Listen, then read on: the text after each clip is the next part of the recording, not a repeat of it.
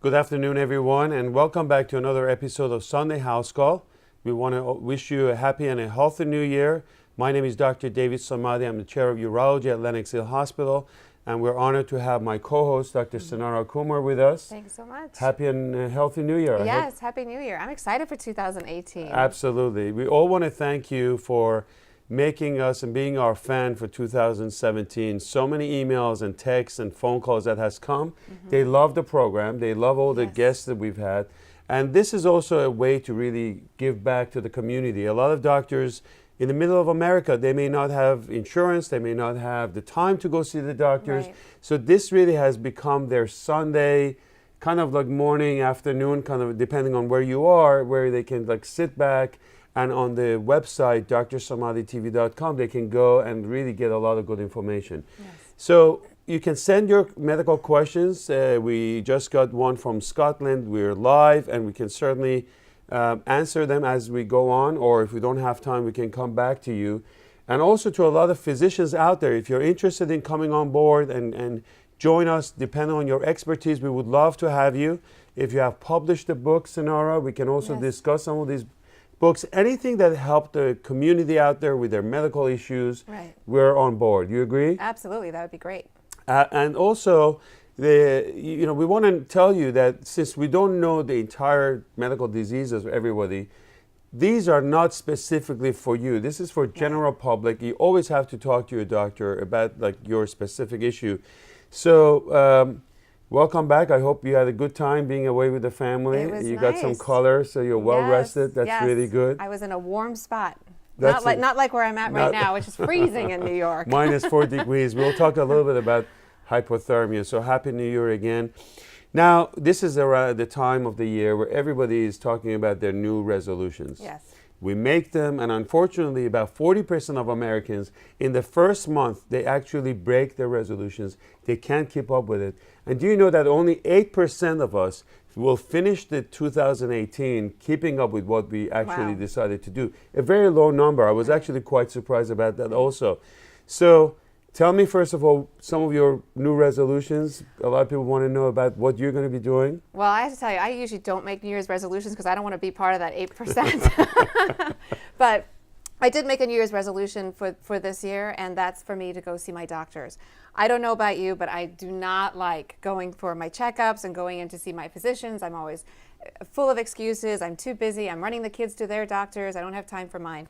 But I decided this year it's exceedingly important for us to do that, maybe because I'm approaching a certain age I don't want to mention. But I think it becomes, and I think that for all of us, I think we need to keep in mind that going to your doctor is really important from a screening perspective, not just going in for the common cold or going in for the flu or going in because you really are sick, but you really want to keep on top of the screenings. And I think later on we're going to talk about the screening, some screening guidelines and tests for us to do. I'm actually glad that you're saying it, which is kind of a surprise for me because I always say that women love to go to doctors. And I think because part of it is because of your surgical volume and the fact that you're busy. You're juggling too many jobs, being a mom and surgeon. It's very difficult. But in general, I think women love to go to doctors. They're very detail-oriented. They do their mammograms and pap smears. And men are kind of like left out. And we'll talk a little bit about this. Let me put up like some of the resolutions that people make every year. Most popular ones, as you can guess, is really to stay fit and get healthy. This is like a big ticket over here. What is your thought or any kind of like recommendation to people out there? Staying fit is really important, and the American Heart Association has guidelines for just overall health. And again, as you said, keeping in mind, it's not necessarily for everybody, and it is important to speak to your doctors before you start an exercise program to make sure you can tolerate it. But they do recommend that we do about 30 minutes 5 times a week of moderate exercise, meaning a fast walk or maybe a slow jog, or doing 25 minutes 3 times a week of vigorous activity, which may be running or doing running on a treadmill or doing the elliptical trainers, so something a little bit more active than just a fast walk. And then in addition to that, also recommending 2 days a week of strength training. So that's their recommendation for overall health. And I think obviously, and not just for health, but I think for our well-being, our overall well-being, our mental well-being, exercise becomes really important. It's very interesting because we talk about like these exercises or try to lose weight or stay healthy. but a lot of it is really broad, and I think it's not specific. So if you're like me, where you don't have a lot of time, I think being a little more specific would be perhaps a better recipe for you. Concentrating on, for example, like working on your stomach, or you're going to gain more muscles, or get trainers. You know, this time that you're talking about, 3 times a week, this is your time. Right. No schedules, nobody can break it. Cell phones off. Cell phones is off, and then, you know, and you may want to get a trainer to self-motivate yourself to actually do it.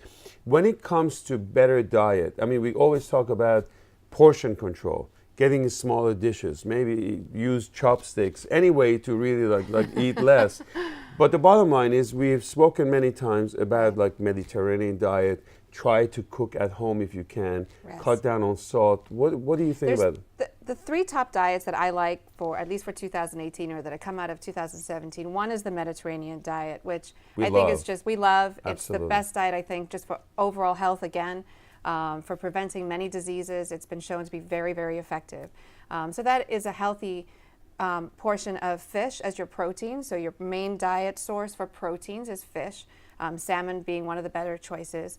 And then fruits and vegetables with whole grains and a little bit of dairy, and limited amounts of red meat. The other 2 diets that I think are really good, one is DASH. It's called, which stands for a dietary approach to stopping hypertension.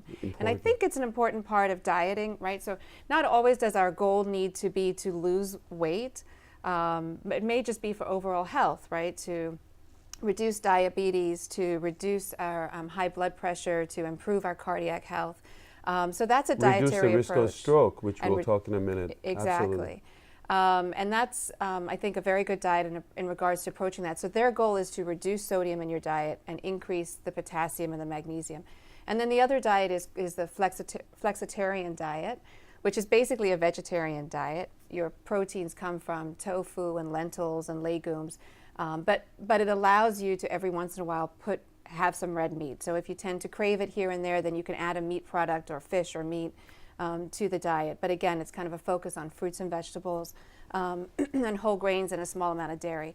So I like those 3 diets as choices. And again, not just necessarily to lose weight, but to be in better health. I like Mediterranean diet. We've spoken about this, and I agree with you. I think these are good cholesterol.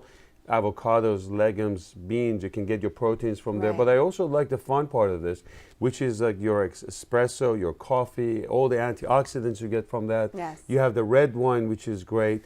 And DASH diet is absolutely, as you mentioned, is Americans are getting about 3,500 milligrams of like salt, and we should be somewhere around 2,300. And you should talk to your doctor about getting the salt out of your life, because it's hidden in a lot of our food, in bread, processed food, etc. So you want to be really careful, and that's really important.